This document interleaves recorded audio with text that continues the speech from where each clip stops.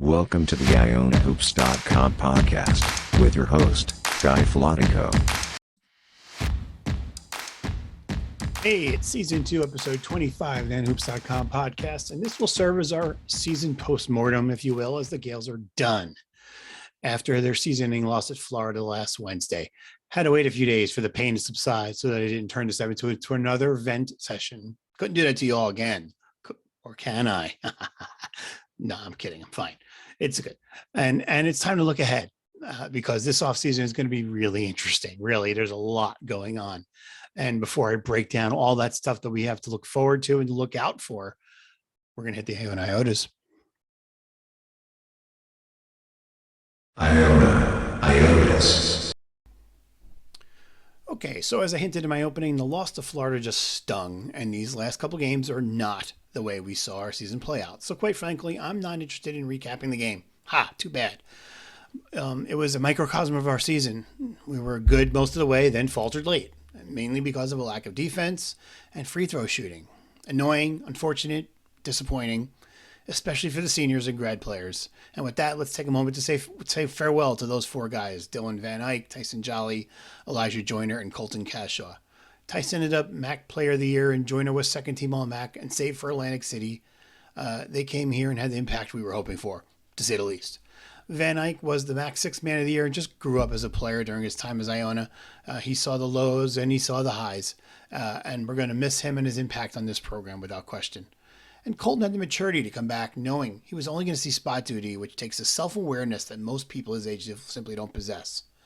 I thank them all for being great Iona players and representatives of the college. Once a Gale, always a Gale.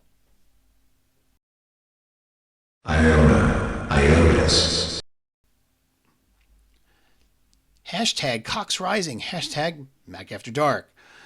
With Iona out of the way, the St. Peter's Peacocks were able to take down the crown in Atlantic City and then made MAC history as a 15th seed, upsetting Kentucky in the first round of the NCAA tournament, and then taking out Murray State to get to the Sweet 16, the first MAC school ever to do this. Great to see, finally, one of our MAC teams pull off this amazing feat. Here's hoping this drives and motivates the Iona program this offseason to great things heading toward the 2022-23 season. And as I said in the last Iona, once a Gale, always a Gale. Let's not forget Coach Shaheen Holloway was an Iona assistant under Kevin Willard. So we congratulate Shah on this amazing accomplishment. Iona Iotas. We're going to use this last Iota to provide a podcast update for you. I mentioned a little ways back that we will be going back to audio-only podcasts starting with the next episode. Note that I will still utilize the YouTube channel to post episodes, as well as all the regular audio podcast channels that I've been using all along. But really, the video hopes I had in mind when I set out to move to a video format are not going to happen. There's no benefit to video for this podcast, and it's also a lot of extra work for me. Also, those of you who know me well or are connected with me on LinkedIn, for example, may be aware that I was promoted twice in the past 11 months at my company, and as such, my free time during the days are more limited. And finally, as you recall, last episode, I talked about my mom's health, and that took that will take a lot of my time moving forward as well. So audio it is moving forward, and I'm still intending to bring you all the same coverage that I bring you now. You just won't get to see my ugly face anymore. So I hope that you don't use that as a reason to not continue on. And if I do lose viewership or listenership because of no longer including video, whatever, I won't lose sleep over it. I'm going to make him an offer he can't refuse. Well, now that the season is over for our staff, it's the season of and things are quite active already. Nearly 500 players have already entered. Less than last year's COVID craziness, but still a significant number at this point. And Iona's already been linked to a few guys on the market, as you can see here. Make no mistake, the staff's going to be looking at every name that hits the market. And this is just the beginning. Stay tuned.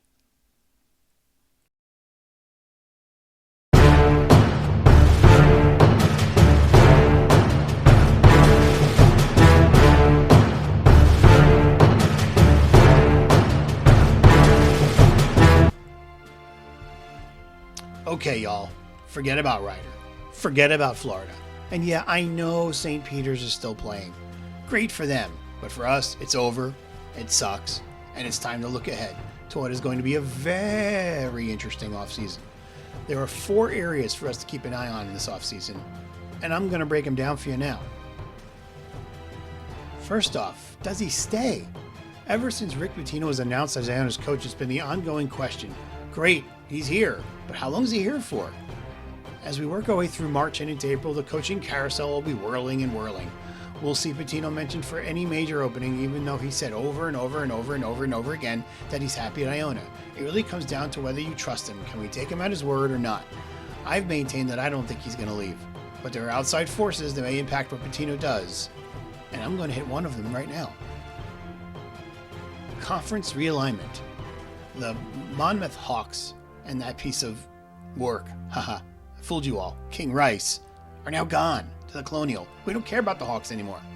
There were rumors for a bit that Fairfield would join them, but we haven't seen that happen yet. There have been rumors about teams coming into the MAC, like Wagner and Sacred Heart and Bryant. And there's a wish list of programs that we'd like to see added, like Vermont or LaSalle or St. Bonaventure and all kinds of craziness. And there's going to be rumors about Iona and Atlantic 10 and who knows where else. I honestly don't know how much credence any or all of these rumors really have. I'm an insider, but not that much of an insider. I have no idea, but it's something that's to watch as the seasons conclude here for college hoops for teams and programs. Remember that we saw a few programs get penalized by their leagues by announcing they're leaving along the way, Monmouth and the MAC being an exception. So I have a hunch that some programs with plans to switch leagues held things up intentionally so that their postseasons, basketball postseasons really, would not be impacted. But this may not only go for hoops, we may not have many realignment answers until the spring sports are wrapped up. And again, I don't know if, for instance, Rick Pitino has told Iona administrators that the Gales need to move up in league or he's out of here. Could have happened. Who knows? I have no clue. Entirely possible, especially with Iona having had such a good season and good non-conference performance, and yet not even being remotely close to an at-large bid. So it's something to monitor in the coming weeks and even into the latter part of spring. Roster moves. It's almost like hot stove here. Look at this. Well, with Robert Brown already departed and the 4 other players I mentioned earlier saying farewell, and with 4 incoming freshmen already verbaled, the roster's all set, right? Do you not follow college hoops at all? First of all, the returning players. A few didn't see a lot of minutes. Do they all return, or do they seek more playing time elsewhere? What about guys like Quinn and Shima? Maybe they feel as if they could see more time elsewhere rather than being just cogs in the Pitino machine here. Feels like Quinn saw his minutes drop in favor of Van Eyck. Does Shima really want to stay in Ellie's shadow? Or are we all hoping for a Twin Towers look here? And what about Berg-Sean Luis? I vented about this plenty in the last episode and again on the boards and on Twitter after the Florida loss. Berg found his way to Pitino's doghouse, and I think his absence is directly related to losing both of those games. You can't change my mind, and you can try, and you'll be wrong. Though I know some folks are going to disagree, and that's okay, and I'm sure even people in the program are going to be like, yeah, that's not true, guy. Well, you know what? I have my opinion, you have yours. That's fine. Like I said in the past, I have no interest in analyzing it further. But does Barrett come back after seeing his time reduced so dramatically? We'll have to wait and see. And then we have the newcomers. Last year, remember, we had a couple kids who verbaled, but then never came after I replenished, the roster with the transfers of Jolly and Joyner. Pitino has said repeatedly that he was going to go to your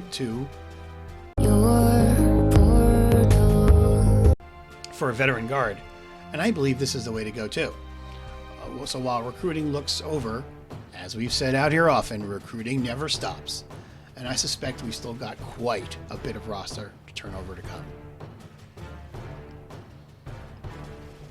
No nonsense non-conference. Iona's performance in the OOC portion of the schedule was exemplary, and the reason they were so much buzz around the program as the calendar hit 2022. And being the MAC, or even if we're in a newly revamped A10 or wherever we might end up, the league schedule just isn't enough to ensure we'll get our name called on Selection Sunday if we don't win our conference tourney. So the focus goes on our non-conference slate once again. It's off to an okay start. The Gales will be in the Diamond Classic in Hawaii, along with Washington State, SMU, Hawaii, Utah State, GW, Pepperdine, and Seattle. Not a murderer's row, but not a bad group. Iona will be facing Seton Hall in Madison Square Garden and has other games brewing at Barclays, UBS, and even rumors of a game at Mohegan Sun. And the Gales already had the home date slated against St. Louis, which is great, and a road games on tap at Hofstra and at Harvard. Probably need a couple of ranked teams added in there somewhere along the way to truly present an at-large resume. I'll also say that I think we were hindered a bit this past season by not playing enough true road games in the non-conference, with just the added game at St. Louis as our only true road game OOC. Playing that sort of atmosphere would make you better than just playing at a home or empty neutral site facilities. Anyway, we're going to see how things develop with the slate over the spring and summer.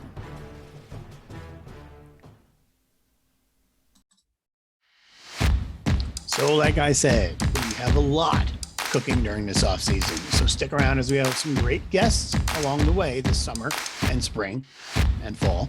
And we'll keep you up to date on the latest Iona Hoops news. Good luck to St. Peter's in the Sweet 16. But as always, go Gales.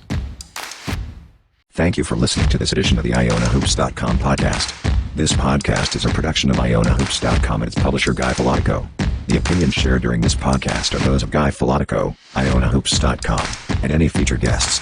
This podcast is not affiliated with Iona College Athletics or the college itself. Thank you for supporting IonaHoops.com.